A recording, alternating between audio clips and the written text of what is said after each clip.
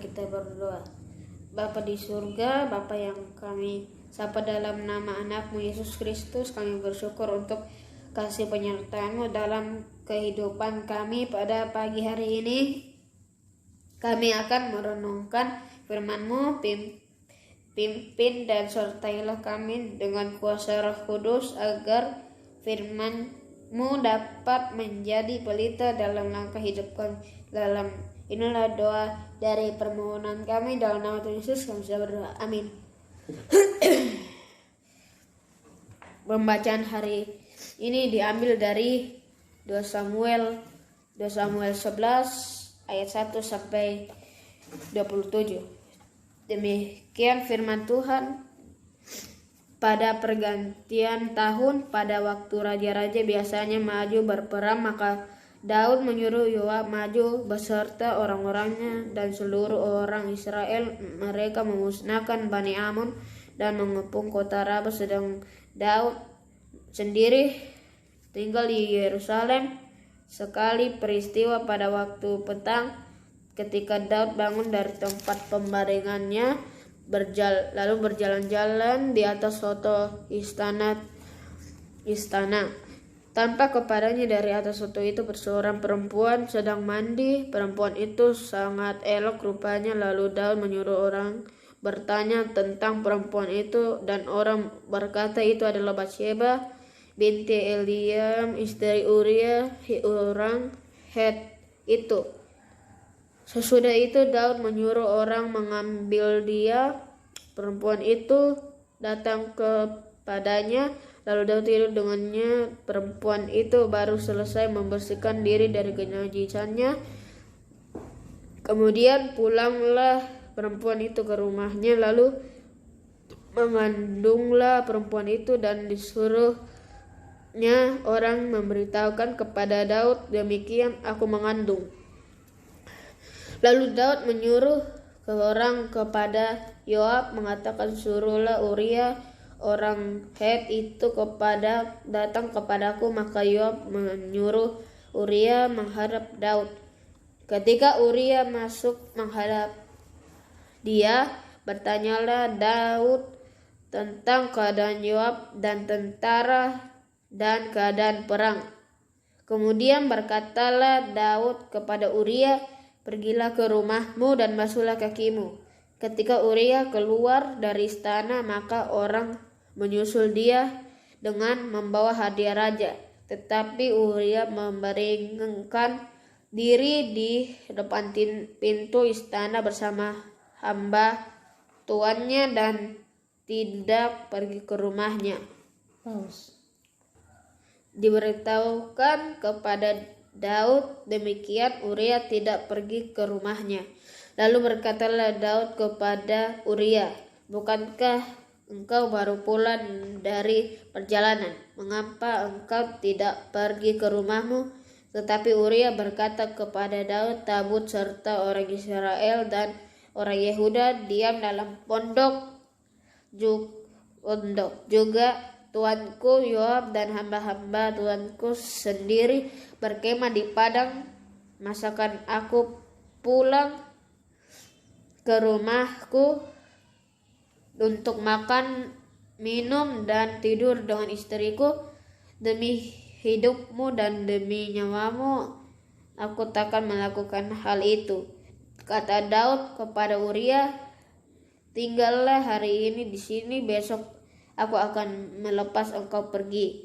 Jadi Uria tinggal di Yerusalem. Pada hari itu, keesokan harinya, Daud memanggil dia untuk makan dan minum dengan dia, dan Daud membuatnya mabuk. Pada waktu malam keluarlah Uria untuk berbaring di tempat tidurnya bersama-sama hamba-hamba tuannya. Ia tidak pergi ke rumahnya. Paginya Daud menulis surat kepada Yoab dan mengirimkannya dengan perantaraan Uria. Ditulisnya dalam surat itu demikian, tempatkanlah Uria di barisan depan dalam pertempuran yang paling hebat. Kemudian kamu mengundurkan diri daripadanya supaya ia terbunuh mati. Pada waktu Yoab mengepung kota Rabah, ia menyuruh Uria pergi ke tempat yang diketahuinya dan ada lawan yang gagah perkasa. Ketika orang-orang kota itu keluar menyerang dan berperang melawan Yoab, maka gugurlah beberapa orang dari tentara. Dari anak buah Daud juga Uria Het itu mati. Kemudian Yoab menyuruh orang memberitahukan kepada Daud jalannya pertempuran itu. Ia merintahkan kepada suruhan itu, demikian jika engkau sudah selesai mengabarkan, janganlah pertempuran itu kepada raja. Dan jikalau raja menjadi geram dan berkata kepadamu, mengapa kamu demikian dekat ke kota itu untuk berperang? Tidakkah kamu tahu bahwa orang akan memanah dari atas tembok? Siapakah yang menewaskan Abimelek bin Yerubeset? Bukankah seorang perempuan yang menimpakan batu kilangan kepadanya dari atas tembok sehingga ia mati di Tebes? Mengapa kamu demikian dekat ke tembok itu? Maka haruslah engkau berkata juga, hambamu Uria Het orang Het itu sudah mati. Lalu pergilah suruhan itu, dan sesampainya ia memberitahukan kepada Daud segala yang diperintahkan Yoab kepadanya. Suruhan itu berkata kepada Daud, orang-orang itu lebih kuat daripada kami dan keluar menyerang kami di padang, tetapi kami tidak. Kami mendesak mereka kembali sampai ke lubang pintu gerbang. Pada waktu itu pemanah-pemanah menembak kepada hamba-hambamu dari atas tembok, sehingga beberapa dari hamba raja mati. Juga hambamu Uria orang Het itu sudah mati. Kemudian berkatalah Daud kepada suruhan itu, beginilah kau katakan kepada Yoab, janganlah sebal hatimu karena perkara ini, sebab sudah biasa pedang makan orang ini atau orang itu. Sebab itu perhebatlah seranganmu terhadap kota itu dan runtuhkanlah itu. Demikianlah kau harus kuatkan hatinya. Ketika didengar istri Uria bahwa Uria suaminya sudah mati, maka merataplah ia karena kematian suaminya. Setelah lewat waktu bergabung, maka Daud menyuruh membawa perempuan itu ke rumahnya. Perempuan itu menjadi istrinya dan melahirkan seorang anak laki-laki dan baginya. Tetapi hal yang telah dilakukan Daud itu adalah jahat di mata Tuhan. Terima kasih. Halo, selamat pagi anak-anakku. Apa kabarnya pagi hari ini? Mudah-mudahan kalian tetap sehat ya. Tetap jaga kesehatan, rajin mengkonsumsi vitamin supaya badan kalian tetap fit, dan juga kalian setiap pagi harus memberikan waktu untuk sarapan. Kenapa? Karena harus kalian tetap semangat untuk menerima materi ya pada pagi hari ini. Baik anak-anakku yang dikasih oleh Tuhan, saya juga mengucapkan terima kasih kepada teman kita Somi yang telah memberi kita pagi hari ini lewat doa pembukaan serta pembacaan firman. Anak-anakku yang dikasih oleh Tuhan, kita telah membaca firman Tuhan tadi lewat 2 Samuel pasal 11 ayat 1 sampai 27. Di sini saya mengambil judul yaitu jatuh karena terlalu lengah. Sekali lagi saya katakan jatuh karena terlalu lengah. Nats firman Tuhan pada pagi hari ini saya mengambil ayat yang ke-27C, yaitu saya akan baca, tetapi hal yang telah dilakukan Daud itu adalah jahat di mata Tuhan. Anak-anakku yang dikasihi oleh Tuhan, kalau diperhatikan secara kerohanian, kurang apakah Daud? Selain sebagai raja besar di Israel, ia juga seorang yang diurapi Tuhan dan juga memiliki hubungan yang sangat dekat dengan Tuhan, sehingga hidupnya dikenal oleh Tuhan. Tetapi karena kelengahannya, Daud pun bisa jatuh dalam pencobaan, jatuh dalam dosa berzina. Iblis benar-benar tahu kapan waktu yang tepat untuk melancarkan serangannya. Anak-anakku yang dikasihi oleh Tuhan, bagaimana hal itu bisa terjadi? Di setiap pergantian tahun, biasanya para pendahulu Daud selalu menentukan sebagai waktu yang tepat untuk maju berperang, menaklukkan musuh, atau setidaknya berjaga-jaga mempertahankan apa yang telah diraih. Namun hal itu tidak dilakukan oleh Daud. Ia justru memiliki untuk bersantai dan bersantai-santai dan malah memerintahkan Yoab beserta orang-orang dan seluruh orang Israel. Sekali peristiwa pada waktu petang, ketika Daud bangun dari tempat pembaringannya, lalu berjalan-jalan di atas soto istana, tampak datang dari atas soto itu seorang perempuan sedang mandi. Perempuan itu sangat elok rupanya. 2 Samuel 11 ayat 2. Berawal dari melihat, inilah Daud jatuh dalam dosa berzina. Sesuatu itu Daud menyuruh orang mengambil dia. Perempuan itu datang, lalu Daud tidur dengan dia. 2 Samuel 11 ayat 4a. Sungguh, apa yang ditulis Yakobus bahwa tiap-tiap orang dicobai oleh keinginannya sendiri, karena ia diserat dan dipikat olehnya. Lalu keinginannya itu telah dibuai, ia melahirkan dosa, dan dosa itu sudah matang, ia melahirkan maut. Yakobus 1 ayat 14-15. Anak-anakku yang dikasihi Tuhan, akibat perbuatan ini Daud harus dikonsumsi akibat. Anak yang berkembang Batseba mati. Sadar atau tidak, hidup ini adalah sebuah peperangan. Setiap saat kita harus berperang melawan kedagingan kita dan berperang melawan tipu muslihat iblis. Karena perjuangan melawan darah dan melawan darah, tapi melawan pemerintah-pemerintah, melawan penguasa-penguasa, melawan penghulu-penghulu dunia yang gelap ini, melawan roh-roh jahat di udara. Efesus 6 ayat 12. Untuk berjuang, sebab lawan kita yaitu iblis terus mengincar kelengahan kita. Berjaga-jagalah senantiasa dalam doa.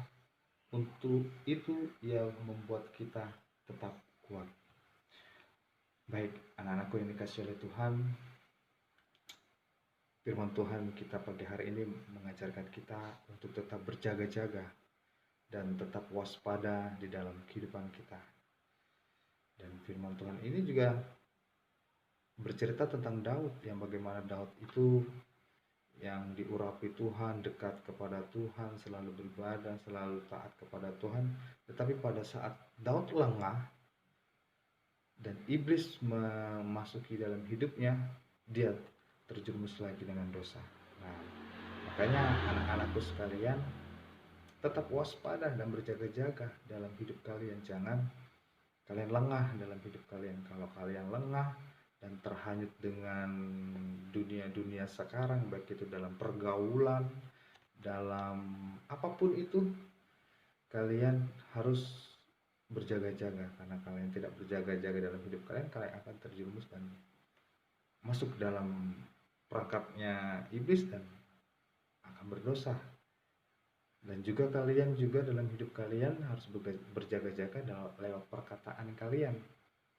Harus kuasai bibir kalian, harus kuasai cara berbicara kalian.